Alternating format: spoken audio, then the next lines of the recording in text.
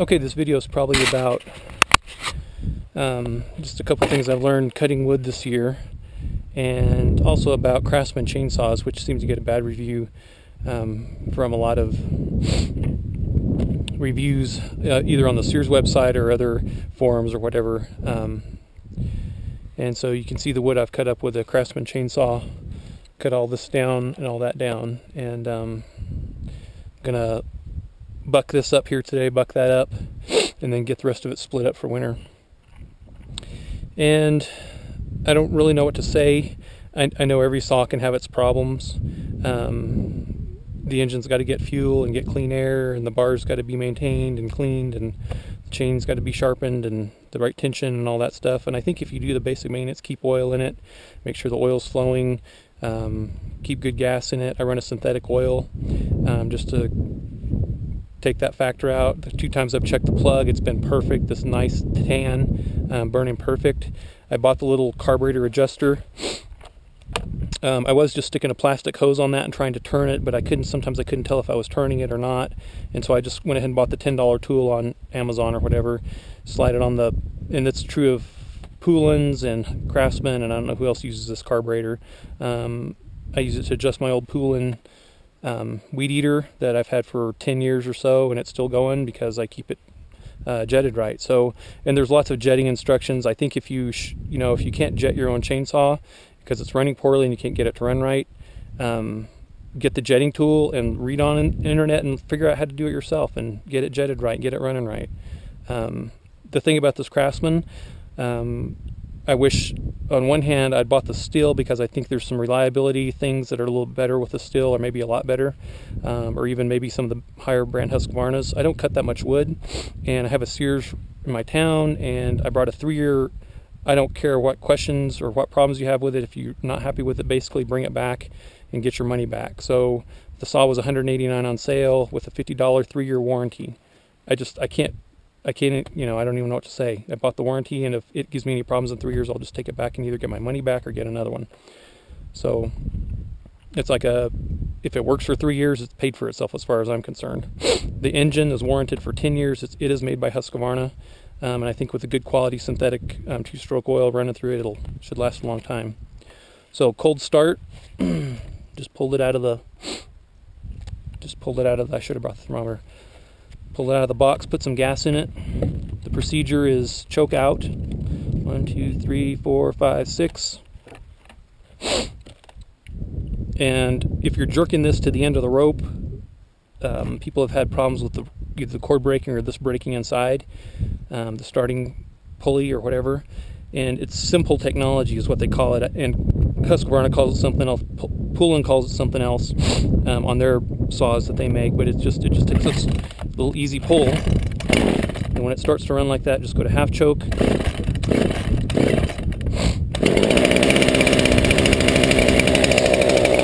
Idle for a minute. So I'm cutting 8-foot boards or 8-foot logs because that's what fits in my truck. 8-foot 2x4. I marked it at 16-inch centers because we have kind of a small wood stove.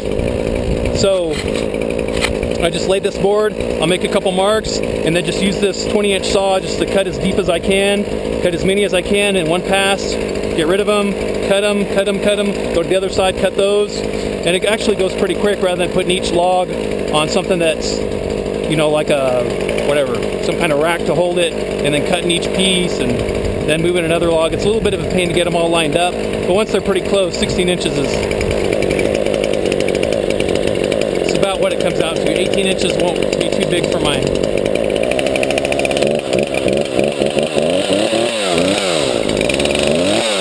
This does use a good amount of bar oil. You can hold it like this and run it. See the bar oil showing up right there? So it is lubricating. So we'll just make a mark here.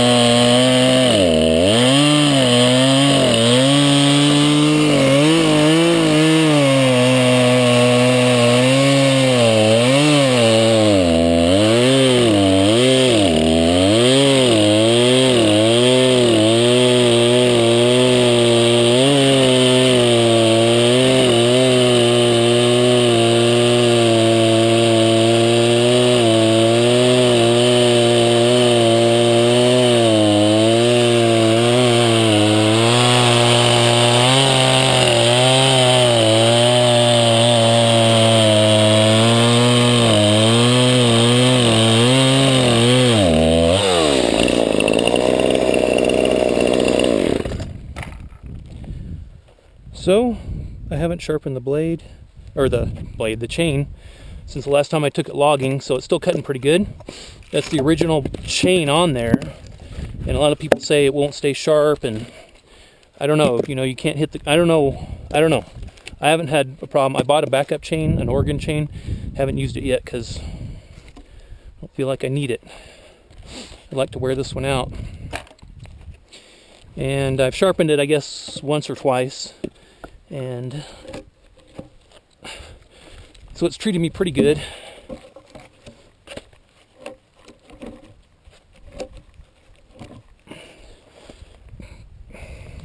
The other thing is I buy 91 octane gas, pump gas. I use a synthetic oil. It's actually Redline racing oil, made for two-stroke engines. I buy it at the Yamaha shop,